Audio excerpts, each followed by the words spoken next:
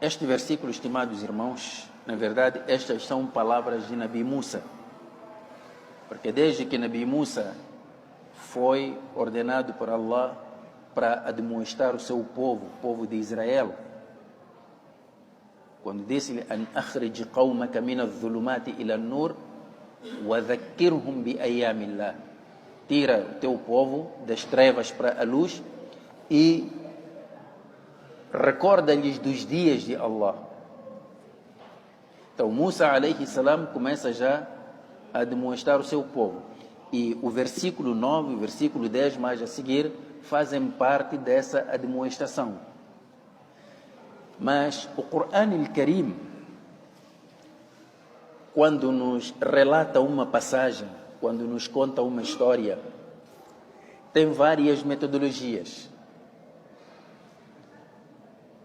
Às vezes pode contar a história na terceira pessoa e pode transformar, pode contar de uma forma em que retira o narrador e deixa os personagens por si contarem a história. Portanto, neste versículo, o único momento em que nós conseguimos mais ou menos detectar a presença do narrador, neste caso que é o Nabi Musa alayhi salam, é no início. Alam ya'atikum naba'u alladhina min qablikum, acaso não vos chegaram notícias dos povos anteriores a vós? São palavras de Musa para o povo de Israel. Depois daqui, Musa alayhi salam, que é o narrador de tudo isto, ele próprio desaparece do cenário. Então começamos a ver agora os personagens em movimento, eles próprios, com os seus movimentos, as suas palavras, a narrarem a história como se a coisa estivesse a acontecer agora diante de nós. Esta é uma outra parte da beleza do Qur'an al-Karim. Então, estes povos que vos antecederam, Qawm Nuh, povo de Nuh, wa Ad, o povo de Ad, wa Thamud, o povo de Thamud. Estimados irmãos, o povo de Ad e o povo de Thamud foram povos árabes. Foram povos árabes, mas já se extinguiram. Porque os próprios árabes dividem-se em três categorias. Al-Arabu al-Ba'ida, árabes que já não existem, já se extinguiram. Al-Arabu al-Ariba, depois vem Al-Arab al-Musta'ariba. Al-Arabu al-Musta'ariba são estes árabes que tiveram uma mistura com outros povos. Desde o tempo em que Nabi Ibrahim alayhi salam vem com seu filho Ismail para a Arábia Saudita, Ismail, quando cresce no seio de uma tribo árabe chamada Jurhum e casou com uma mulher dessa tribo. Então acaba vendo aqui uma mistura. É desta descendência dos árabes que veio o Nabi Muhammad alayhi salatu wassalam. Agora, quando vimos, por exemplo, povos como Ad, como Thamud, estamos a falar de árabes que hoje já não têm existência, só ficaram apenas nas páginas da história. Mas, até hoje, há vestígios dos locais onde eles habitavam, da sua tradição, da sua cultura, da sua religião. E Allah enviou mensageiros para esses povos. Então, Musa alayhi salam está a recordar o povo de Israel que, olha, tomem um exemplo desses povos. Alam ya'atikum naba'u alladhina min qablikum qawmi Nuhin wa 'Adin wa Thamud walladhina min ba'dihim la ya'lamuhum illa Allah. E outros que vieram depois deles, muitos outros que só Allah os conhece. Aqui, estimados irmãos, o Qur'an não quer nos trazer um detalhe cronológico destes povos. Quem foram? Povo de Nuh, povo de Ad, povo de Samud e outros que vieram. Não é isso que o Corão pretende nos trazer aqui. O Corão Al-Karim pretende trazer todos estes povos, apesar das barreiras geográficas, barreiras do tempo e lugar. O Corão Al-Karim junta todos eles e retira, levanta estas barreiras de tempo e de lugar. É como se todos eles tivessem vivido na mesma época, na mesma geração, de um lado. Por outro lado, traz também os mensageiros que viveram em diferentes épocas, foram enviados para diferentes povos, mas o Corão Al-Karim levanta as barreiras do tempo e de lugar, traz todos os mensageiros do outro lado. O que é que o Corão Al-Karim pretende nos trazer quando faz isso? Simplesmente quer trazer a única realidade de que a guerra entre o bem e o mal, quer dizer, a guerra entre a unicidade de Allah, o Tawhid, e a idolatria, a descrença, é uma guerra antiga, não tem nada a ver com povos diferentes ou lugares diferentes. Todos estes povos desmentiram os mensageiros de Allah. E os mensageiros de Allah anunciaram a mesma realidade. E os povos para os quais foram enviados esses mensageiros reagiram da mesma forma. É o que o Corão pretende nos trazer. Quer dizer, é estranho. Até parece que o povo de Nuh tinha combinado com o povo de Ad para reagirem da mesma forma. Portanto, a idolatria, desde que Allah começou a enviar mensageiros, a idolatria reagiu em relação ao imã da mesma forma até aos dias de hoje. E nós vamos ter exemplos disso daqui a pouco. Então, o que é que estes mensageiros trouxeram? Ja'atuhum rusuluhum bil bayinat, assim no plural. Seus mensageiros chegaram-lhes com as evidências claras. Quer dizer, não havia espaço para duvidar. Mas como é que eles reagiram, os povos idólatras? Faraddu aydiyahum fi afwahihim. A pessoa, quando quer fazer-se ouvir, quando quer gritar, o que é que faz? Sem microfone, sem nada. A pessoa quer gritar e quer se fazer ouvir para quem está distante de si. Como é que faz? Não faz isto? Ele levanta as mãos, faz isto assim para gritar. Fulano. É para se fazer ouvir. Então, aqui o Corão Al-Karim descreve o gesto que eles usaram para se fazerem ouvir e para dizerem o quê? Faraddu aydiyahum fi afwahihim. Colocaram suas mãos assim, de frente da boca, e gritaram. O que eles disseram? Inna kafarna bima ursiltum bih. Nós descremos naquilo que vos foi revelado. Quer dizer, não basta só rejeitar a mensagem, precisaram de também fazer este gesto como alguém que está a desafiar, que não temos medo de vocês, não queremos o que vocês trazem. Eles gritaram para toda a gente ouvir. Wa inna lafi shakkin mimma tad'unana ilayhi murib. Nós estamos em dúvida em relação àquilo que vocês nos dizem que é verdade. Vocês estão nos convocar para uma coisa, mas nós estamos em dúvidas em relação a isso.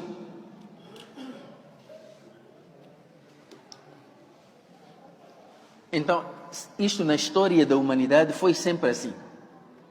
Os mensageiros anunciaram a mesma verdade e os povos incrédulos também tiveram uma reação similar. Uma reação igual entre todos eles.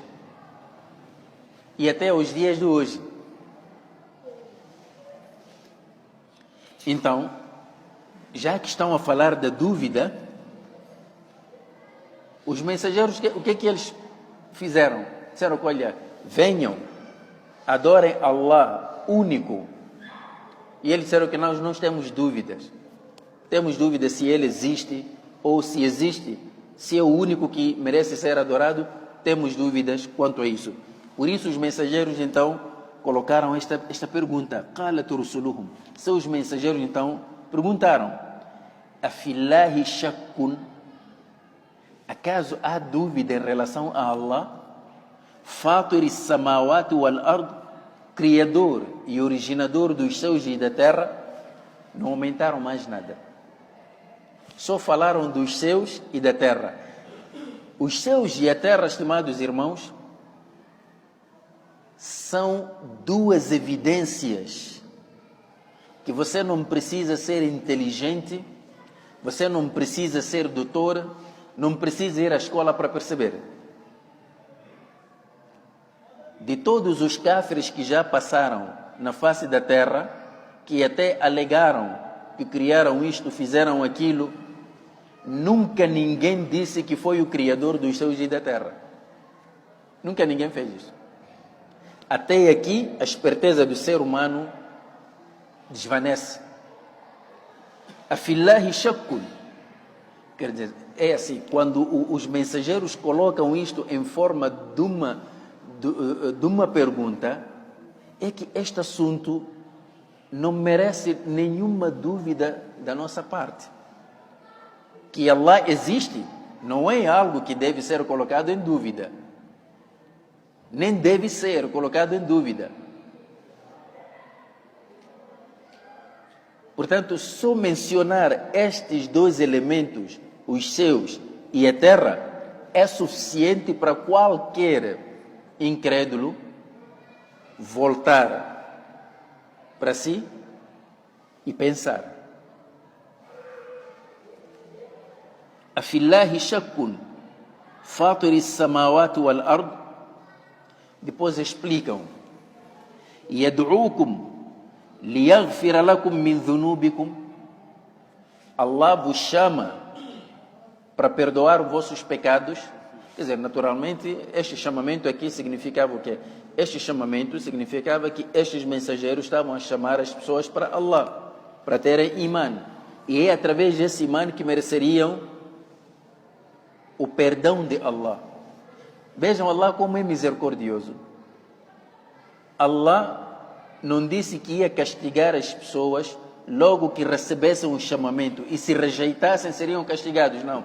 Você recebe o chamamento, Allah ainda dá-te tempo para você pensar.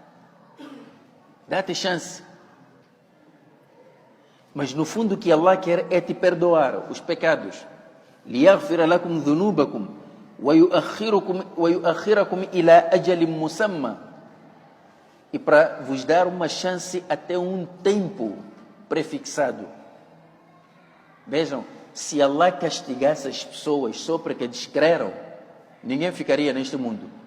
Mas as pessoas continuam a descrer em Allah, e Allah sustenta, dá-lhes saúde, dá-lhes riqueza, dá-lhes sabedoria, dá-lhes tempo. Vivem 30, 40, 50, 80 anos para ver se pode refletir.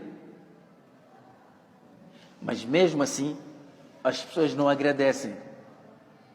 Imagine que se Allah fosse como um juiz da terra, um juiz que senta para julgar um réu. Quando se pronuncia a sentença, o que é que se faz? O tribunal diz que agora vai lá para casa para pensar antes do corpo policial ou os agentes te levarem para os calabouços. Não. Você é levado dali imediatamente para a cela. Mas Allah não faz isso. Allah envia mensageiros, revela livros, e depois dá-te tempo para você ainda pensar. Vai vendo, não, isso aqui até me convencer, dá tempo. Allah não tem pressa. Ele quer perdoar, e por querer perdoar dá-nos esse tempo. Só quem não te quer perdoar é quem apressa para te condenar. Mas Allah não te condena logo. Já viram alguém aqui a dizer que, olha, hoje Allah não lhe vai dar rizq, nem lhe vai dar ar para respirar, porque ele não acreditou em Allah? Não, deixa. Então, os mensageiros explicam isso aos seus povos. Portanto, nós vos convocamos para Allah e Allah quer vos perdoar e Ele dá-vos chance. É sobre este Allah que vocês estão a duvidar? Dizem se existe ou não existe? Afillahi shakkun. Haverá alguma dúvida em relação à existência de Allah? Mas os seres humanos continuam a dizer que há dúvidas. É por isso que até hoje temos cientistas que dizem que do ponto de vista científico ainda não foi provado a existência de Allah. Infelizmente. Mas Allah continua a lhes dar ainda rizq. Allah não tem pressa. Quando a idolatria perde campo, no campo da lógica, onde é que ele vai? Quando já não tem argumentos, ataca as pessoas. E a natureza do ser humano é assim. Quando alguém está a discutir contigo, está a te desmentir sobre algo, e você apresenta todas as provas e os argumentos, e ele já não tem mais como refutar. O que é que ele faz? Mas não quer aceitar o teu ponto de vista. Então ele faz um jogo sujo. Qual é o jogo sujo? Ataca a pessoa, não ataca os argumentos. É o que a idolatria agora vai fazer em relação aos mensageiros. Quando os mensageiros apresentaram as provas, a idolatria já não teve resposta. Então usaram a velha tática, o jogo sujo. Disseram assim, qalu, eles disseram, in antum illa basharum mithluna.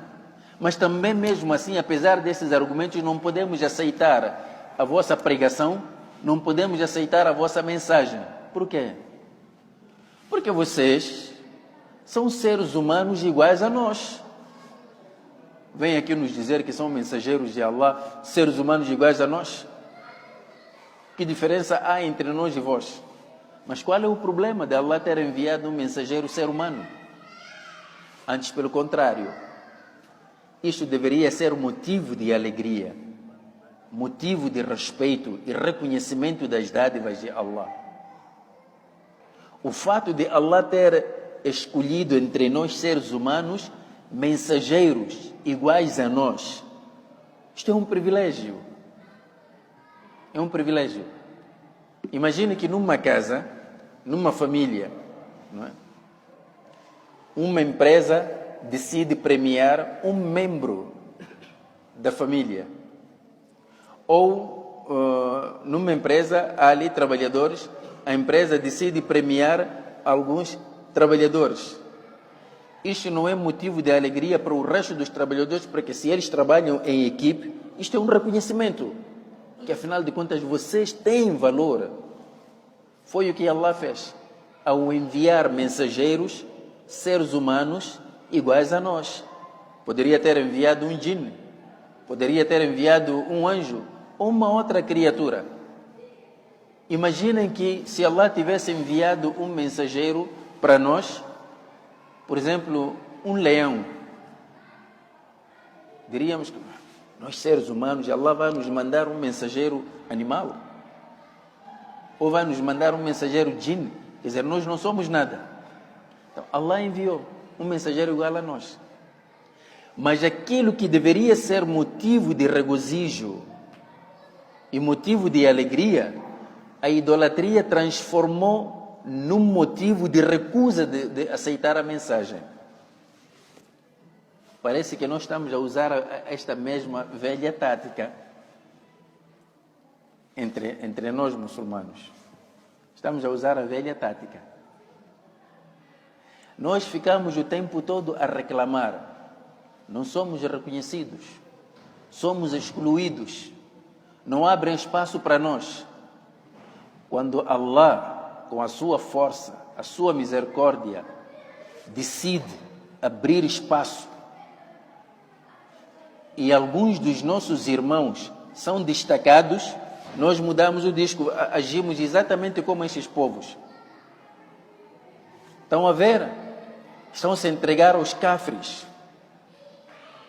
O que é que vai fazer ali? No fundo, não é o problema de se entregar a um kafir não é o problema de se pode ou não pode. O problema é por que deixaram a mim e levaram a ele. O mesmo problema que o Quraysh teve. Abu Jahl, o problema dele não era se Muhammad, alayhi salatu wassalam, pode ou não pode ser mensageiro de Allah. Se tem ou não tem qualidades para ser mensageiro de Allah. O problema é se a mensagem, a profecia é um privilégio, então Allah vai passar por cima de mim e vai buscar Muhammad, um órfão pobre. Estão a ver a lógica, estimados irmãos? É a mesma lógica que nós temos. É a mesma lógica. E aqui concordo com o exemplo do nosso conceituado Sheikh Qasim David. Diz que se os muçulmanos fossem caranguejos, sabe, caranguejo demora a morrer na panela. Se fossem caranguejos numa panela, ele nem se importaria em colocar a tampa por cima, porque sabe que ninguém ia sair. Por quê? É que qualquer caranguejo que tentasse subir, os outros então puxavam. Não é o problema que nós temos, estimados irmãos? É exatamente este problema. Reclamamos. Mas quando temos esse espaço também resmungamos. O que é que está a fazer ali? Vai fazer o quê? Será? Não. E depois aí começamos a nos esconder atrás da capa do Islã. Aparentemente estamos a defender o Islã, mas no fundo são lamúrias. São os nossos corações a chorar. Por que não fui eu? É por isso que nunca ajudamos. E assim continuamos do jeito que estamos. Ninguém está satisfeito com o outro. Ninguém. Isso tudo denota o quê? Quando os corações não são limpos. Porque no fundo você pergunta: quem é você para restringir a misericórdia de Allah?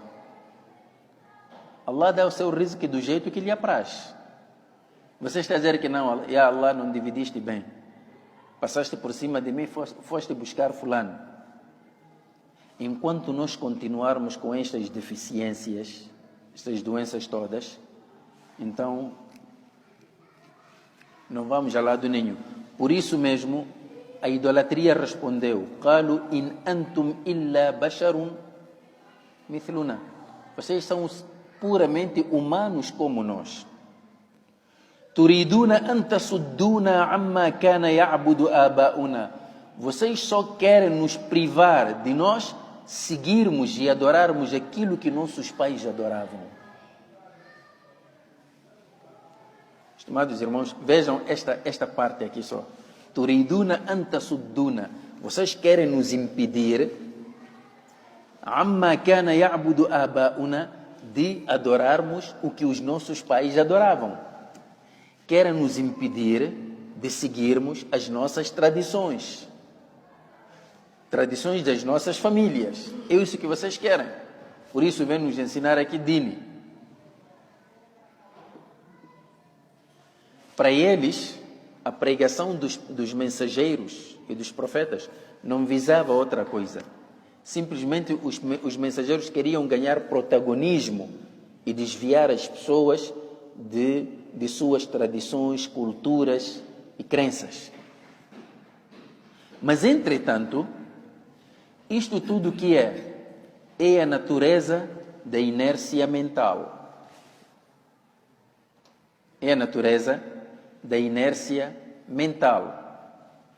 Quando temos preguiça de pensar. Porque de outra forma, estes poderiam ter pensado assim: mas vamos lá vasculhar o que os nossos pais adoravam. Até que ponto era verdadeiro? Será que merece? Quer dizer, essa tradição merece manter-se? Tem lógica? E o que é que nós vamos perder se abandonarmos? Nunca ninguém sentou para se questionar dessa forma. Aquelas guerras antigas que tínhamos, quando começamos já a combater, isto é bid'a, não sei o que, as pessoas, o que é que diziam? veja, até abandonou a linha dos pais. Está bem, você próprio que está a me condenar por eu ter abandonado a linha dos meus pais. Já sentaste para pensar essa linha dos meus pais, se tinha alguma lógica, tinha fundamentos, tinha bases, tinha lógica? Nunca ninguém pensou em fazer isso. E já sentaste pelo menos para pensar, olha, isto que eu estou a trazer, e se for verdade, pelo menos, olha, vamos lá tentar comparar. Ele está a nos dizer que, olha, este caminho aqui é errado. Nós pensávamos que era um caminho correto, mas está a nos dizer que é um caminho errado. É um caminho errado. Então, vamos lá tentar analisar. Ele está a nos chamar para onde? Para fazermos o quê? E isto que nossos pais estavam a fazer, até que ponto era verdade? Isso só faz quem tem cabeça para pensar. Mas pessoas que sofrem de inércia mental, preguiça mental, não vão fazer esse exercício. Não vão fazer. É por isso que pessoas com inércia mental sempre dizem que, olha, mas deixa lá, nós já vínhamos fazendo. Qual é o mal? Deixa lá. Esse é preguiçoso, não gosta de pensar. Não gosta de pensar. Mas a mesma pessoa, nas coisas mundanas, já pensa, já reflete. Nunca ninguém nega receber um telefone celular, dizer que não, eu prefiro aquele sistema dos meus pais. Estávamos bem assim. Tempo de telegrama. Por que não usamos ainda telegrama?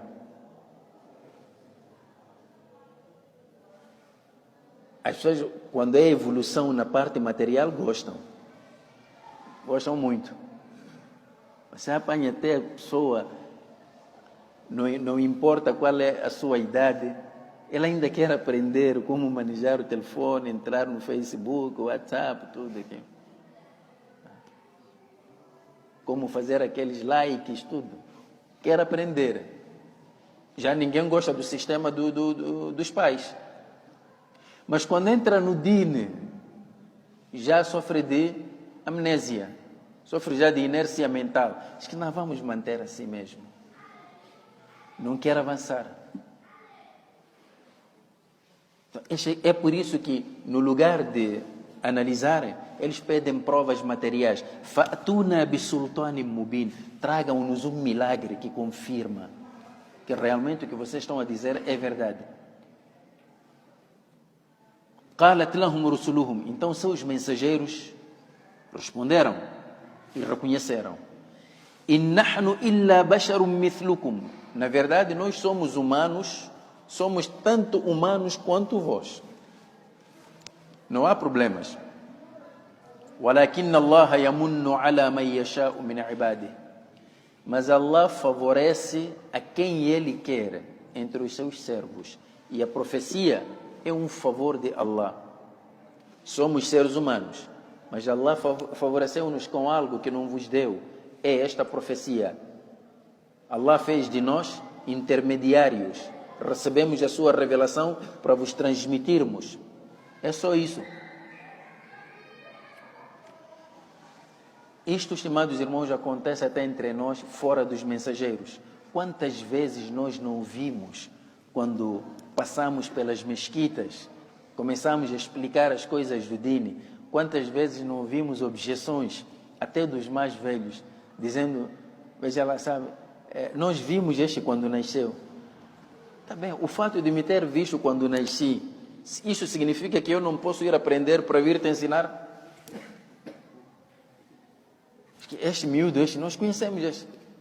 Lembras até quando passavas na minha casa e eu dava-te algumas moedas para comprar amendoim? Mas o que é que isso tem a ver com aquilo que estou a explicar, que o Senhor está na perdição? O que está a fazer é haram.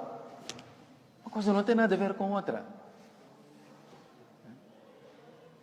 E lembre-se também que se você deu-me moedinhas para comprar amendoim, alguém também te deu.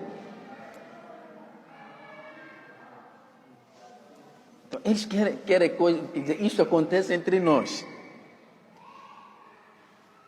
In nahnu illa basharun mithlukum. Nós somos humanos como vós.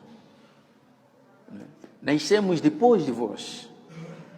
Crescemos, vocês viram-nos. Até em algum momento já compraram um juzo para nós.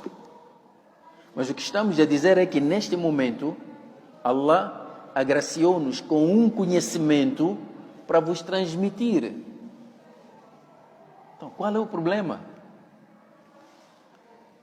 وَلَكِنَّ اللَّهَ يَمُنُّ عَلَى مَنْ يَشَاءُ مِنْ عِبَادِهِ. Allah escolhe entre os seus servos quem lhe apraz. Faz deste profeta, dá àquele algum conhecimento e ensina.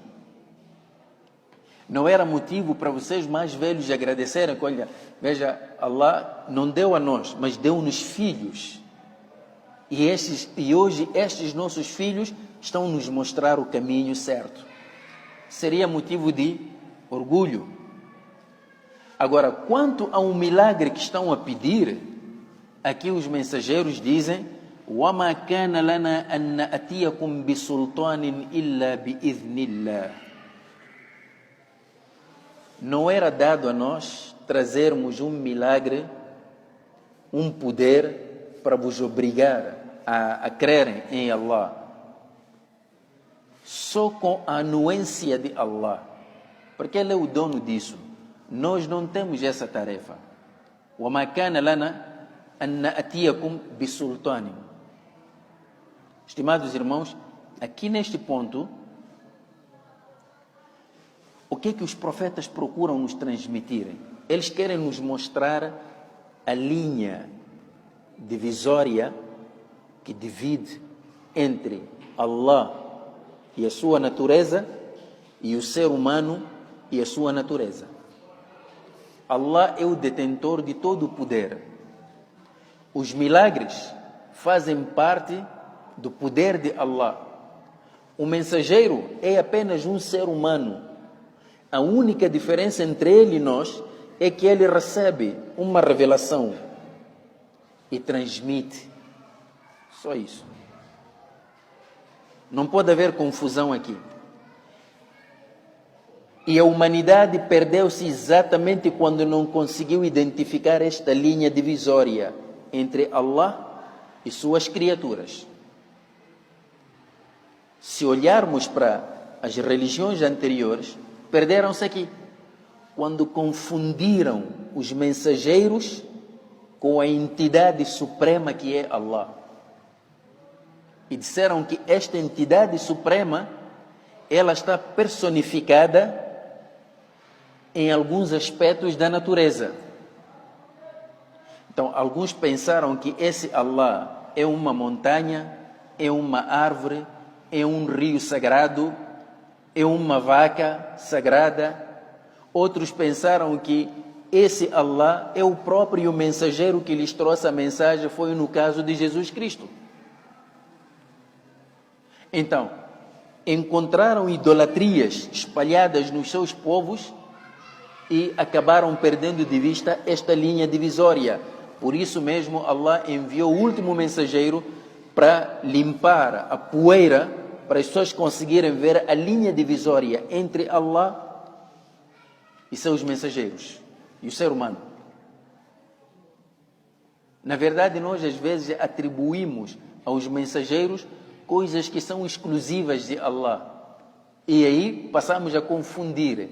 Em vez de adorarmos Allah, adoramos as criaturas.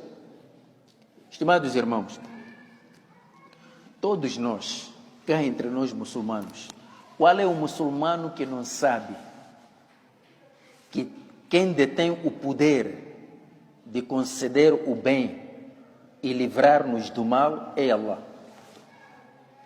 Alguém tem dúvidas sobre isto?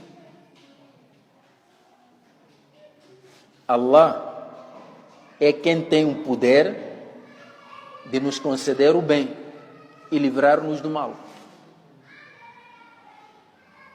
Quem pode livrar-nos das doenças? É Allah. Quem traz a morte? É Allah. Quem dá vida? É Allah. Quem dá sustento? É Allah. Algum ser humano consegue fazer isso? Quer dizer, você hoje consegue ir para a Arábia Saudita, em Medina, ir na campa do Nabi ﷺ e pedir: Ya Rasulallah, dá-me cura das minhas doenças. Consegues fazer isso? E achas que o profeta vai te dar? Mas, infelizmente, nós ainda não conseguimos ver a linha divisória entre Allah e suas criaturas. Por isso mesmo, grande número de muçulmanos hoje acha normal, normalíssimo, ir para a campa de um santo pedir. Peregrinar para Sofala, para Cabo Delgado, tem lá lugares sagrados, ir pedir.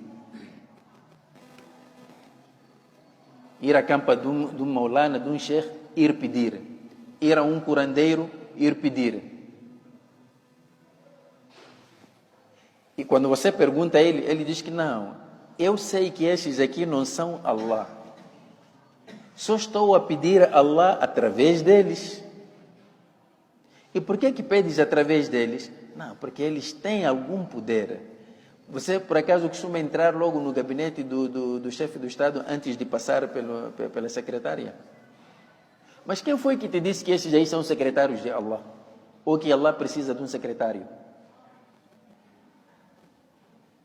Estimados irmãos, vamos, sinceramente, vamos refletir nisto. Quando você compara Allah com suas criaturas, de secretário, não é? Que você não pode ir diretamente com ele. Primeiro marca a audiência. Compara ele com Allah e diz que também Allah vai precisar. Por isso enviou esses santos. E nós temos aqui santos. Passamos a adorar esses santos. Ele não chama isso de adoração, mas no dicionário religioso, isso chama-se adoração. Ir pedir, fazer promessas em nome de criaturas, fazer promessas em nome do Sheikh Abdul Qadir Jailani e mais outros, faz parte do shirk. É o que estes mensageiros que estão aqui já a refutar. وَمَا كَانَ لَنَا أَنْ نَأْتِيَكُمْ بِسُلْطَانٍ إِلَّا بِإِذْنِ اللَّهِ. Se até um mensageiro não consegue levar para ti qualquer tipo de rizq, se Allah não quer, até um mensageiro não consegue fazer isso. Outro, além do mensageiro, como é que vai poder fazer?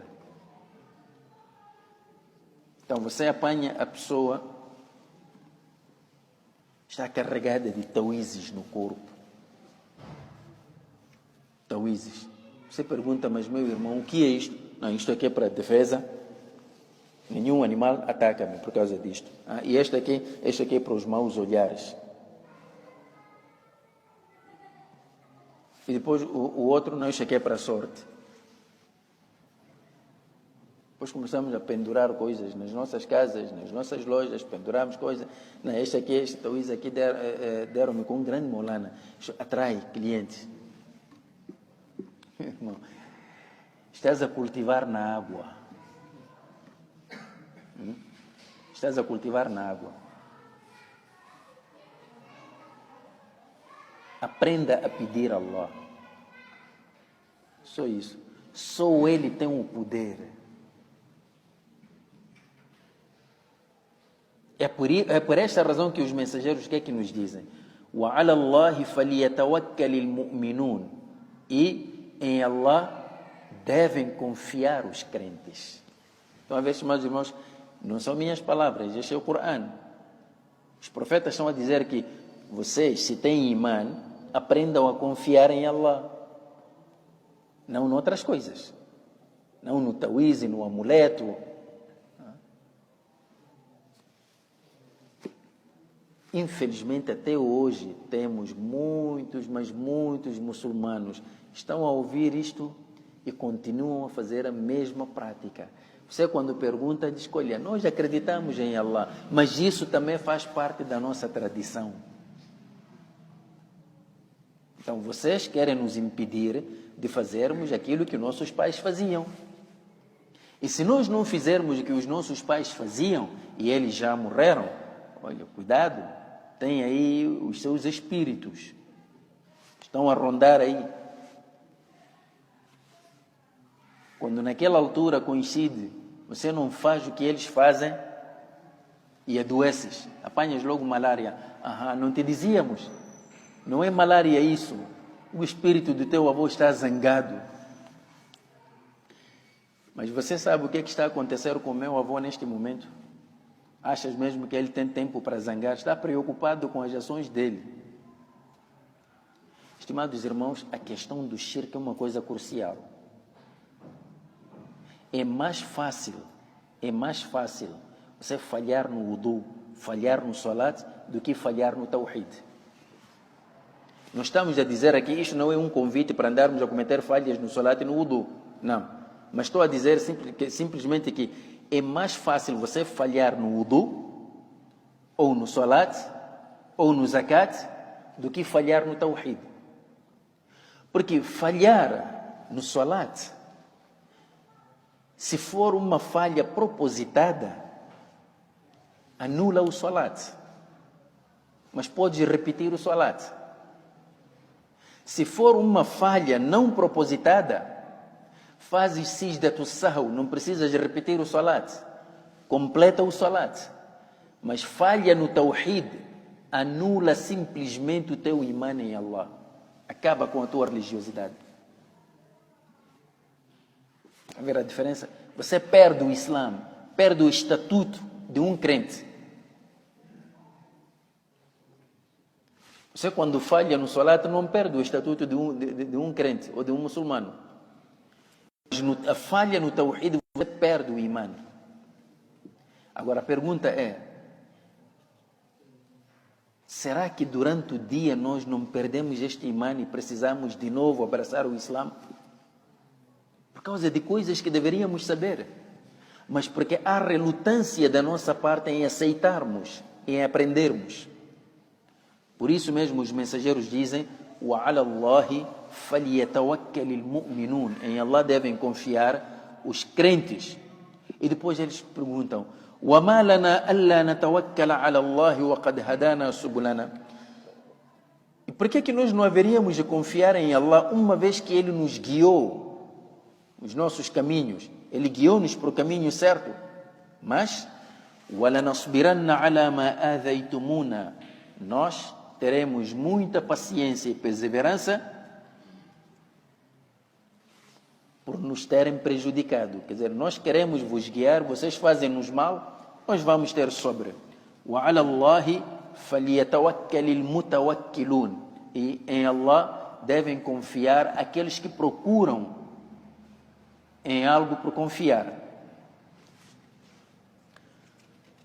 A idolatria representada pelos seus povos ouviram isto. Eles ouviram. A idolatria perdeu a primeira batalha, quando não teve argumentos. Então atacou a pessoa dos mensageiros. Vocês são seres humanos como nós. Caso contrário, tragam-nos uma prova material, um milagre. Quando os mensageiros explicaram isto tudo, a idolatria então perdeu outro terreno. Como é que agora vai fazer? Vai usar agora o último cartucho. Vai dar o último golpe. Qual é o maior golpe da idolatria? Quando se sente vencida e ela não quer se dar por vencida. Usa a força material, ameaça. E é o que realmente vão fazer agora. وَقَالَ الَّذِينَ كَفَرُوا لِرُسُلِهِمْ. Então, os descrentes responderam aos seus mensageiros: لَنُخْرِجَنَّكُمْ مِنْ أَرْضِنَا أَوْ لَتَعُودُنَّ فِي مِلَّتِنَا. Primeiro, لَنُخْرِجَنَّكُمْ مِنْ أَرْضِنَا. Nós iremos vos expulsar da nossa terra. Só usar o poder, porque nós temos o poder. E vocês estão a trazer este dini e não querem fazer as coisas que nós fazemos? Então, rua daqui, saiam da nossa terra. Vão procurar outro sítio, não fiquem aqui. Estimados irmãos, esta é a resposta da idolatria em todos os tempos. Quando nós não concordamos com alguém, o que é que dizemos? Saia daqui. E se esta pessoa está longe, o que é que nós falamos? Não volta mais para aqui. Está a ver a linguagem, estimados irmãos? Por isso, o Corão quer nos trazer isso aqui, a resposta da idolatria em todos os tempos e lugares e em todos os povos foi sempre a mesma em relação ao Islã. Se vocês não quiserem sair daqui, ou então terão que voltar para a nossa doutrina. Isto é, vocês querem viver conosco, devem voltar a fazer o que nós fazíamos, quer dizer, andarmos juntos. Esta sugestão da idolatria visa o quê? Visa fazer com que os muçulmanos sejam como açúcar ou sal no seio da idolatria. Isto é, devem se dissolver. Este Islã fica contigo, mas no nosso seio não traga esse teu Islã. Venha viver como nós vivemos. É por isso que hoje a idolatria quer um tipo de muçulmano. A que chamaram muçulmano moderado. Não querem um muçulmano radical. Estas divisões são coisas, são produtos da própria idolatria atual.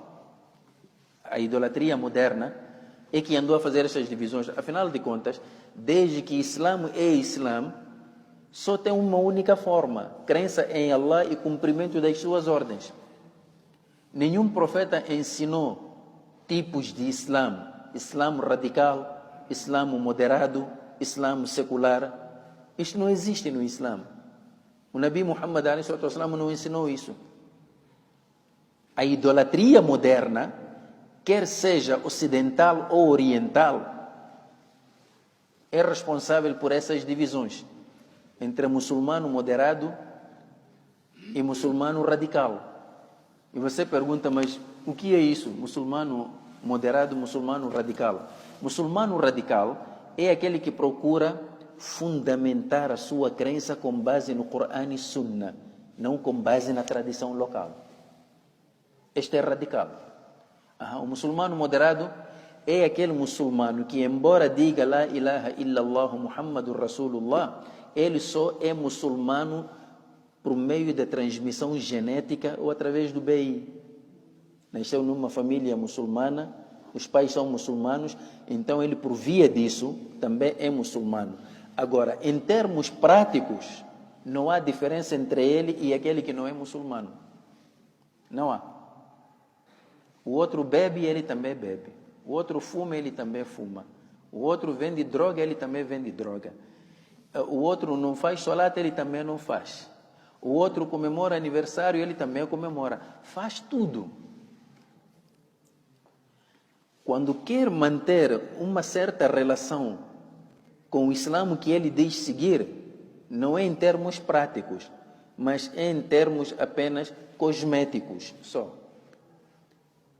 Então chega, se lhe der nesse dia, teve um bom sonho ou teve um pesadelo, e é sexta-feira, corre logo para a mesquita, vai fazer salat.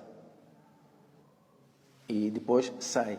E depois, uma vez a outra, compra um mistério, oferece a mesquita. Ou dá só da caixa para comprar petróleo para a mesquita ou para pagar energia. Então ele ali pensa que já fez tudo. Este aqui é um muçulmano moderado.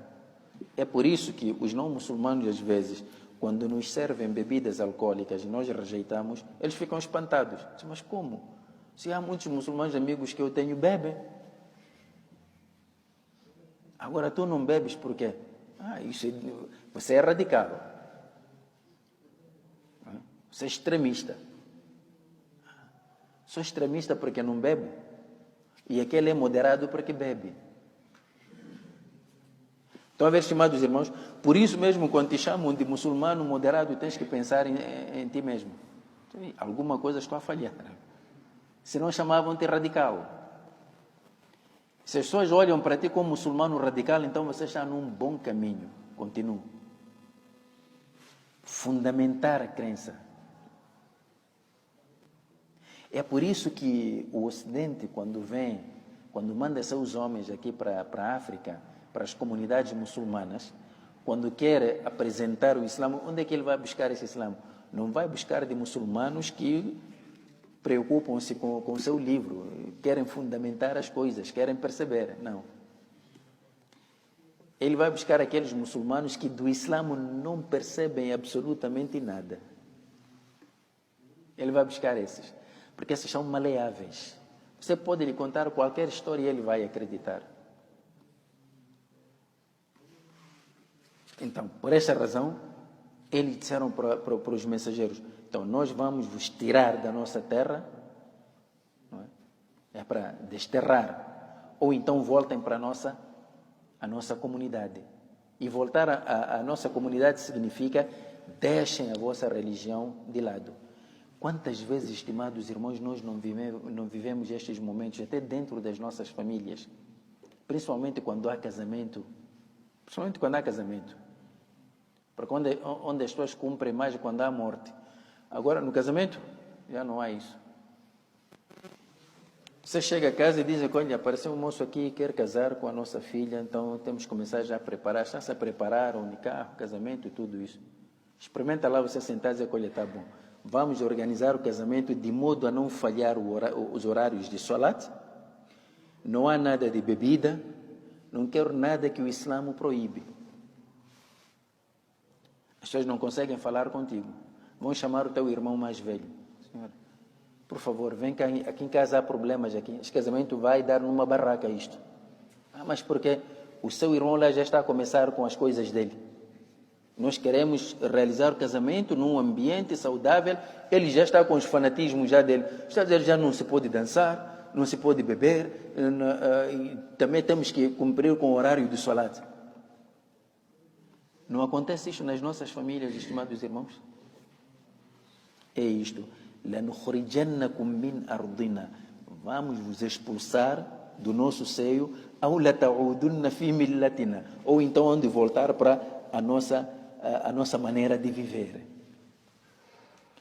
Perante essa situação, o que é que os mensageiros e os seguidores dos mensageiros vão fazer?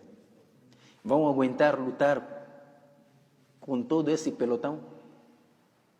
Às vezes você está sozinho. Até as pessoas mais próximas para si acabam te abandonando nesse momento terrível. Tens alguma força? Por isso mesmo, Allah subhanahu wa ta'ala decretou e disse: فَأَوْحَى إِلَيْهِمْ رَبُّهُمْ. Então, seu Senhor inspirou aos mensageiros, dizendo que لَنُهْلِكَنَّ الظَّالِمِينَ. Allah decretou, isto é uma ordem inexorável. لَنُهْلِكَنَّ الظَّالِمِينَ. Por certo que nós aniquilaremos os injustos. Quer dizer, nesse momento em que você está a defender a verdade, mas não tens forças suficientes para defender essa verdade, porque a falsidade tem todo o poder material, quem entra nesse combate ao teu lado é Allah. Afasta-te e diz agora: deixa-me com este injusto.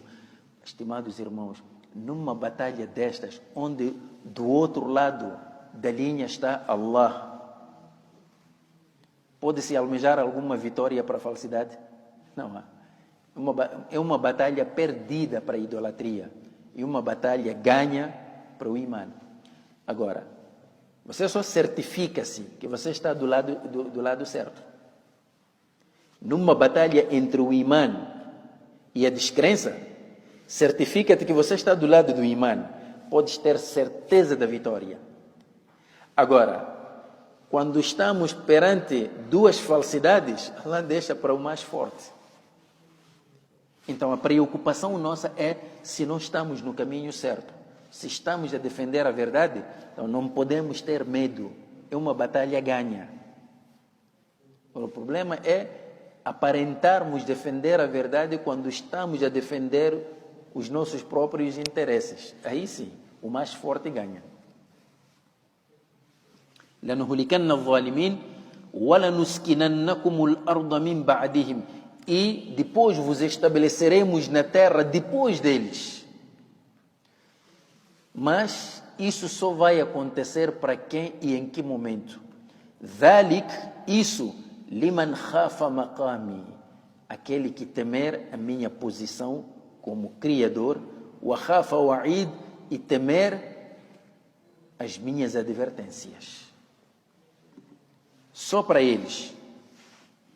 Agora, quem não temer a posição de Allah, não temer as advertências de Allah, naturalmente não vai poder lograr êxito nenhum.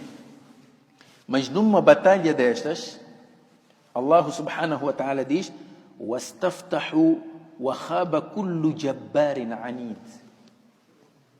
Naturalmente, a idolatria quer ganhar. E a verdadeira doutrina também quer ganhar. A verdade quer ganhar, a mentira também quer ganhar.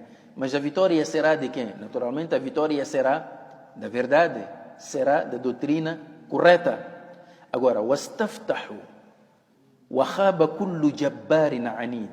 Quer dizer, neste versículo Allah está a mostrar o destino da própria idolatria.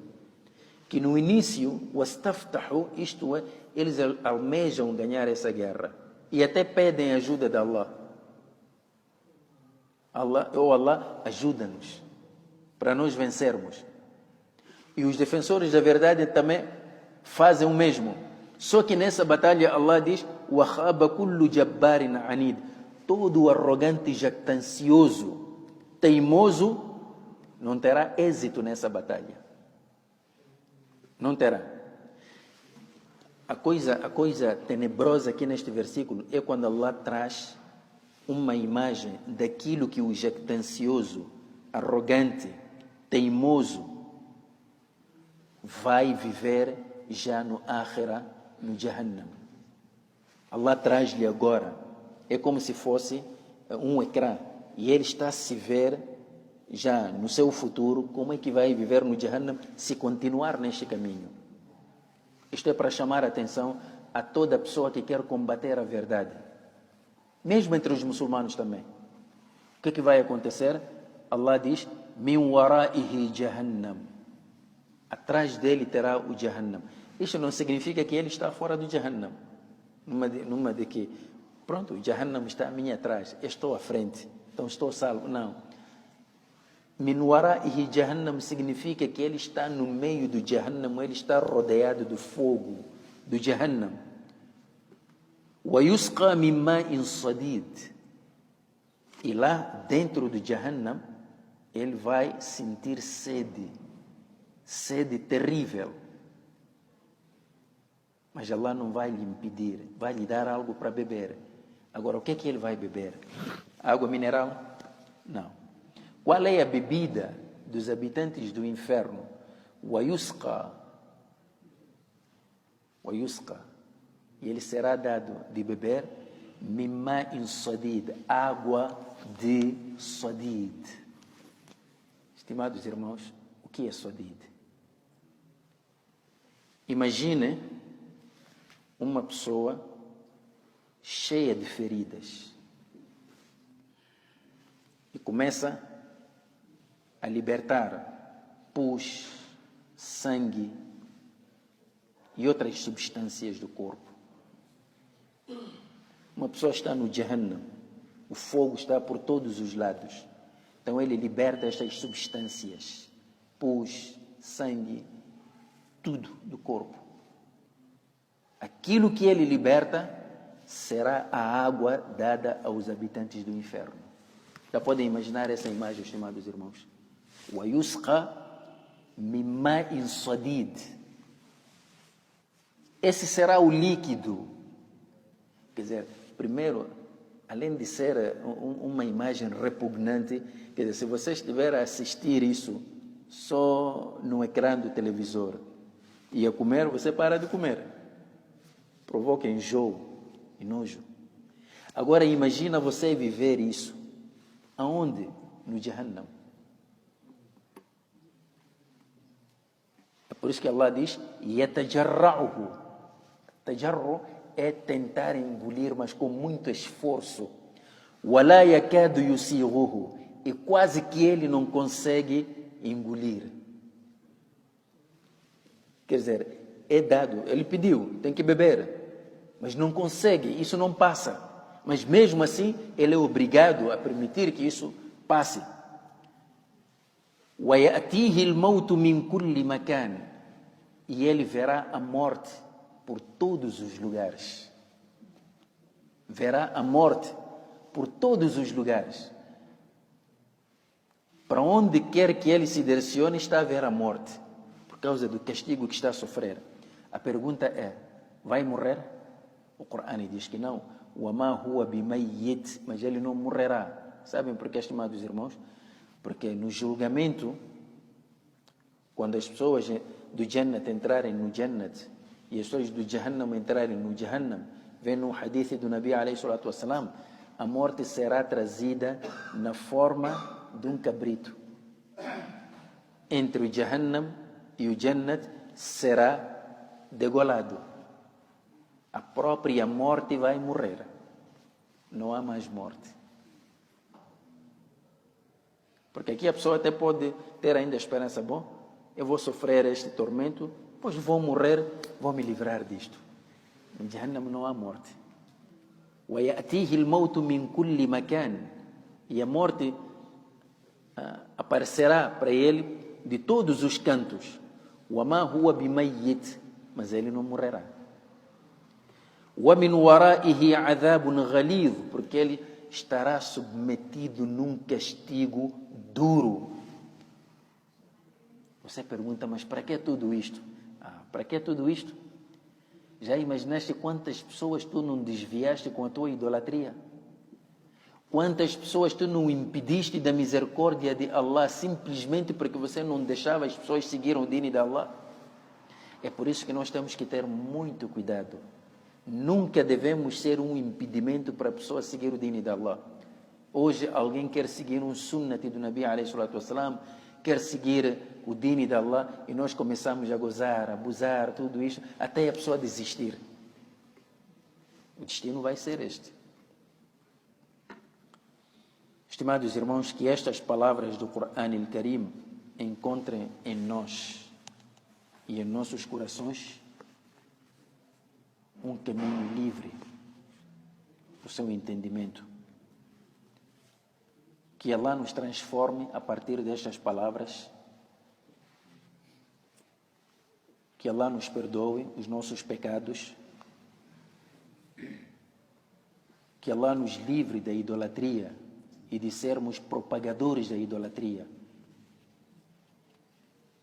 Isto que estamos aqui a ouvir são palavras de Allah contidas no Corão. Isto não é nenhuma história fictícia. Não é? Isto não é nenhuma ficção científica, não são fábulas. São palavras verdadeiras de Allah. Portanto, hoje estamos aqui no Dunya, mas o que nos espera, dependendo do caminho que formos a escolher, é isto. Ou então, o caminho do Jannat. Portanto, é preciso alertarmos isto dentro das nossas famílias. Olha, brinquem com tudo, menos com este dini. Não brinquem. São coisas sérias, estimados irmãos. Então, nós vamos parar por aqui, inshallah, para continuarmos na próxima semana. Na quarta-feira, até lá, se Allah nos agraciar com vida e saúde. Jazakumullahu khairan. Wassalamu alaikum wa rahmatullahi ta'ala wa barakatuh. Alguns irmãos estão aqui a acompanhar online, estão a colocar uma dúvida ali. Você está a falar de Tawhid, então alguém quer saber o significado de Tawhid. A outra questão tem a ver com quer saber a diferença de Ahl Sunnah, o significado de Sufi ou Salaf. Tawhid significa a crença na unicidade de Allah, a crença num único Allah, um único Deus que é Allah. Portanto, Tawhid é o mesmo que dizer La ilaha illallah, não há outro Deus excepto Allah. Portanto, Tawhid é isto, a crença num único Deus que é Allah. Agora, a outra questão, a pergunta vem, quer saber o que? Sufi ou Salaf? É salaf. A palavra salaf significa antecessora. Estou a falar em termos linguísticos apenas. Antecessora. Por exemplo, aqueles que os que viveram antes de nós são salaf. E nós, que viemos depois deles, somos khalaf. Agora, no contexto religioso, praticamente desde o tempo do Nabi sallallahu alaihi wasallam, principalmente aquelas primeiras 3 gerações, que são as melhores gerações depois do Nabi sallallahu alaihi wasallam, normalmente quando nós dizemos salaf, estamos a referir àqueles. Os sahabas e os tabi'in são nossos salaf. Aqueles aqui são os nossos faróis. Salaf. Portanto, nós quando estamos a dizer que estamos a seguir o salaf, estamos a seguir aquelas gerações. E os álbuns falam mais das primeiras 3 gerações, que foram as melhores, que estiveram mesmo bem orientadas. Então estamos a falar disso. Esses é que são salaf para nós. Agora, infelizmente, nos últimos tempos, o termo salaf tomou um outro significado. Tornou-se identidade de um determinado grupo, em que se denomina de salaf, e todo aquele que não comunga com os mesmos ideais deste grupo já não é considerado salaf. Isso seria uma forma de deturpação desse termo, porque todo muçulmano almeja seguir o exemplo daquelas primeiras 3 gerações.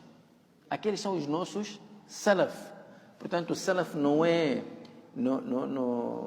pode ser, digamos, um determinado grupo, que olha, nós somos salafis, por exemplo. Também você é salafista, está a seguir a quem? Estou a seguir aquelas primeiras 3 gerações. Eu também estou a seguir as primeiras 3 gerações. Não é? Então diz que não, você não pode seguir porque você não está a seguir a eles de acordo com os nossos ideais. Mas quem vos colocou vocês como árbitro? Quem foi que vos disse que se eu não seguir as primeiras 3 gerações de acordo com o vosso paladar, não vou ser salafi também? Qual é o muçulmano que não segue o Nabi alayhi salatu wassalam? Todos nós almejamos seguir o Nabi alayhi salatu wassalam, apesar das nossas falhas. Sim, é verdade.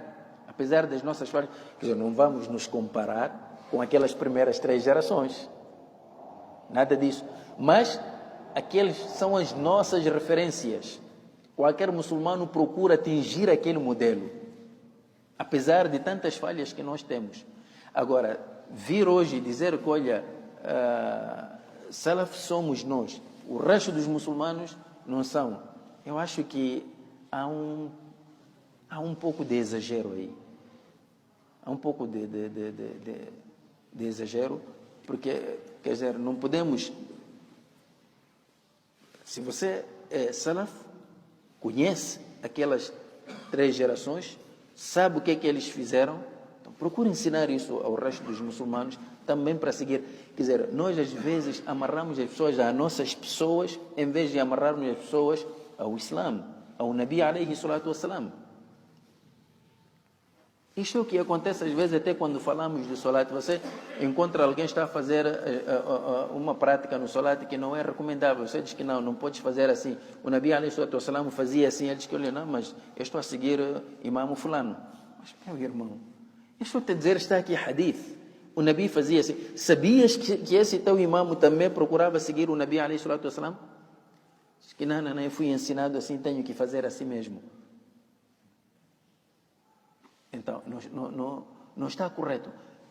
Se você quer ensinar uma pessoa a fazer salat, procura fazer com que ele tente se aproximar a um modelo do salat do Nabi alayhi salatu wassalam. Isso aqui é o ideal.